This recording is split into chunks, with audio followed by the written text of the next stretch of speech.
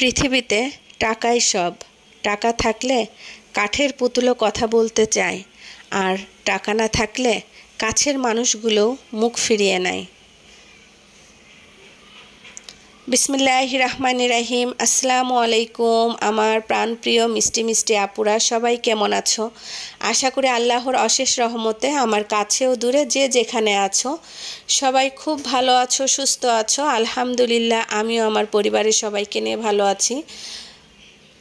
তো শত ব্যস্ততার মাঝে দিন কাটছে, দুটো বাচ্চার পরীক্ষা, আর একজন মধ্যবিত্ত পরিবারের হাউস ওয়াইফের সকাল থেকে দুপুর পর্যন্ত শত ব্যস্ততার মাঝে কিভাবে কাটে সেটাই আজকের ভিডিওর মাধ্যমে তোমাদের সাথে শেয়ার করব। আশা করি তোমাদের ভালো লাগবে, আর ভালো লাগলে অবশ্যই লাইক দিয়ে ভিডিওটি দেখা শুরু করবে। দুপুরে রান্নার জন্য সব কিছু গুছিয়ে নিয়েছি, আর আজকে টিপস সহ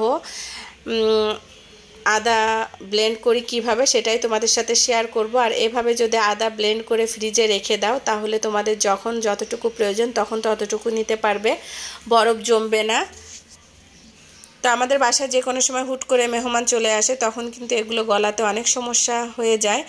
আর এখন এখানে আমি 1 চামচ পরিমাণ লবণ আর 2 চামচ পরিমাণ সয়াবিন তেল দিয়ে ভালোভাবে মিশিয়ে ফ্রিজে রেখে দিব।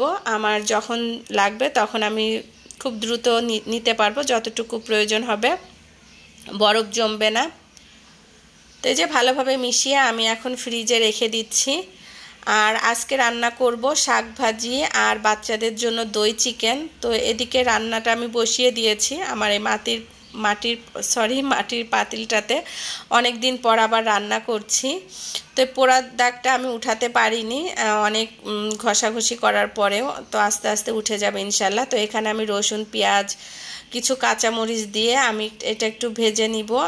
শাকটা আমি একেবারে ভেজে নিয়ে আমি শাক কিন্তু বাগার দিই না আলাদাভাবে রসুন পেঁয়াজ দিয়ে আমি সিদ্ধ করি না। তো এভাবে শাক ভেজে নিলে আমার কাছে খেতে ভালো লাগে, আর আলাদাভাবে বাগার দিলে শাকের স্বাদটা আমার কাছে বেশি ভালো লাগে না। তো আমি লাল শাকটা দিয়ে দিলাম আর উপর থেকে কিছুটা লবণ ছিটিয়ে এবার আমি ভালোভাবে নেড়েচেড়ে এটা ঢেকে রাখবো।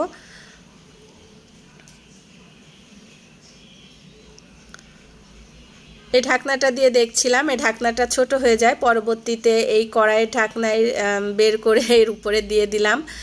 তো এদিকে শাক ভাজি হতে হতে চিন্তা করলাম ডাইনিং টেবিলটাও গুছিয়ে নিই, ডাইনিং টেবিলটাও নোংরা হয়ে আছে। আর যেহেতু গ্যাসটা খুব কম, আস্তে আস্তে শাক ভাজি হবে আর এদিকের কাজগুলো আমি গুছিয়ে নিতে পারবো। ওই যে বললাম মধ্যবিত্ত ফ্যামিলির বা পরিবারের বউরা কখনো বসে থাকতে পারে না, তাদের কিন্তু একটা রেখে একটা করতেই হয়। যেহেতু আমার বাসায় শুধু আমার ঘর মোছা ছাড়া আর কোনো কাজই কেউ করে না, সব কিছু আমার একা হাতে করতে হয়। তো সেই জন্য আমার পক্ষে আসলে কষ্ট হয়ে যায়, সেই জন্য কিন্তু আমি আমার টাইম মতো সব কাজগুলোই করে নিই, এতে আমার কষ্টটাও কম হয়, সব কাজগুলো গুছানো হয়ে যায়। তো এই যে টেবিলটা আমি ভালোভাবে মুছে নিয়ে তারপরে টেবিলের উপর যে জিনিসগুলো ছিল সেগুলো একটা একটা করে আমি রেখে দিচ্ছি। আর আমি সব সময় ডাইনিং টেবিলটা একটু সিম্পলভাবে সাজাতেই পছন্দ করি, সেই জন্য সিম্পলভাবে সাজিয়ে নিয়েছি। তো গ্যাস কম, চিন্তা করলাম আর কিচেনে বসে থেকে লাভ নেই, আমার তো কুটাকুটি ধোয়া সব কিছুই কমপ্লিট, শুধু রান্নাটা করলেই হয়ে যাবে।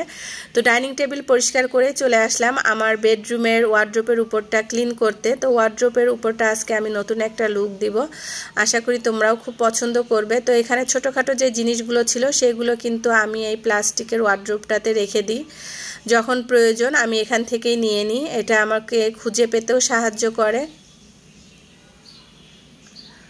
তো এই যে ওয়ার্ড্রোপের উপরটাই আমি একটা পুরাতন কাপড় দিয়ে ভালোভাবে পরিষ্কার করে নিচ্ছি, মুছে নিচ্ছি। আর এর উপরে যে ছোট ছোট শোপিস রেখেছিলাম সেটাও একটু ক্লিন করে নিচ্ছি।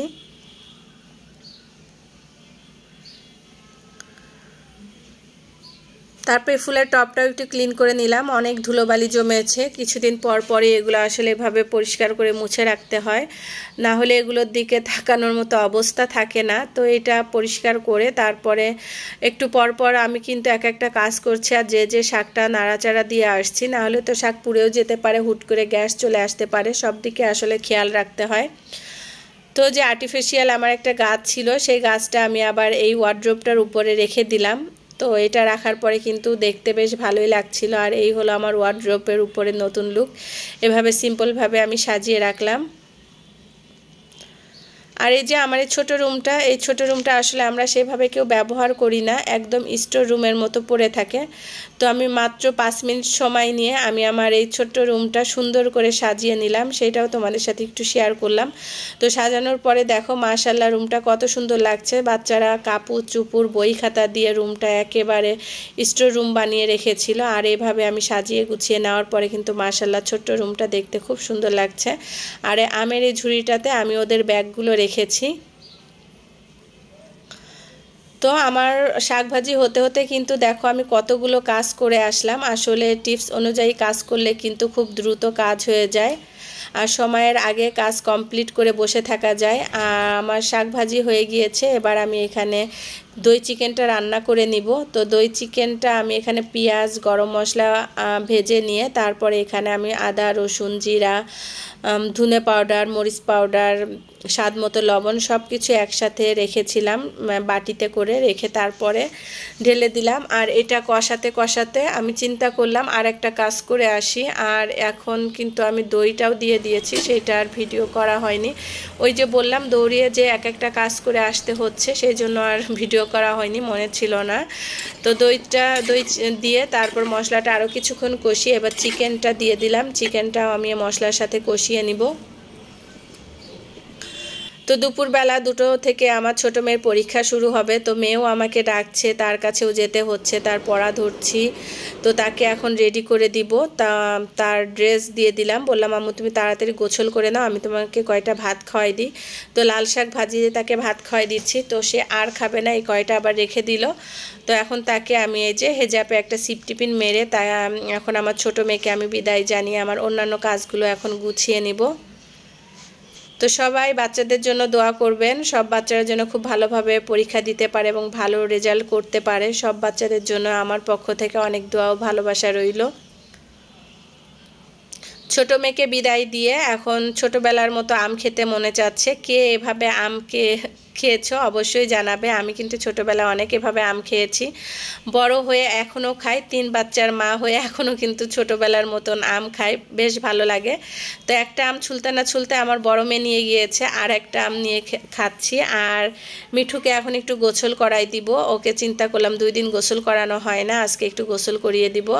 তো সেই জন্য ওকে ওর উপরে ঝর্ণা ছেড়ে দিলাম, আর সে একার মতো একাই যে গোসল করে নিচ্ছে। তো এটাও কিন্তু আমার আরেকটা সন্তান, তাকেও আমার টাইম মতো গোসল করাতে হয়, তাকে খাবার দিতে হয়, না হলে মা মা করে চিল্লাতেই থাকে। শেষ, এখন মিঠুকে ভাত দিতে হবে। মিঠু তুমি ভাত খাবে এখন? গোসল করার সময় আমি ওর বাটির খাবারগুলো ক্লিন করে দিয়েছি, ময়লা পানি ফেলে দিয়েছি। এখন এই যে নতুন করে খাবার দিয়ে দিলাম। আর এই দরজা খোলার সাথে সাথে তাকে আদর করতে হবে। তা সে মাথা উঁচু করে রাখে, এভাবে তাকে আদর না করলে হয় না। যতবারই এদিকে আসি তাকে একটু হলেও আমার আদর করা লাগে। আর ও কিন্তু আমার পোষ মানা, আমাকে প্রচুর চেনে। তো এই রান্না করতে করতে রান্নার ঘ্রাণে আমার ছেলে চলে এসেছে। আম্মু আমাকে একটু দই চিকেন দাও, আমি টেস্ট করে দেখি কেমন হয়েছে। ভালো হলে বলবো ভালো হয়েছে, তাহলে তুমি বুঝতে পারবে। তো এদিকে আমি দই চিকেন নামানোর আগে কিন্তু কিছুটা ঘি দিয়ে আরও কিছুক্ষণ রেখে তারপরে এই যে দই চিকেনটা নামিয়ে নিলাম। তো এই যে দেখতেই পাচ্ছ কত সুন্দর হয়েছে, খেতেও কিন্তু দারুণ টেস্টি ছিল। আমার বাসার বাচ্চারা সবাই এই দই চিকেনটা খুব পছন্দ করে। তো খাবার এখন সাজিয়ে দিব, আর সাজিয়ে রেখে তারপরে চলে যাব, গোসল করব, নামাজ কালাম পড়ব, তারপর এসে বাচ্চাদের খাবার দিব। মাশাআল্লাহ দিলে আমার ছেলে এখন একা একাই খেতে পারে, ওকে খাবার মাখিয়ে দিলেও একা একাই খেয়ে ওঠে।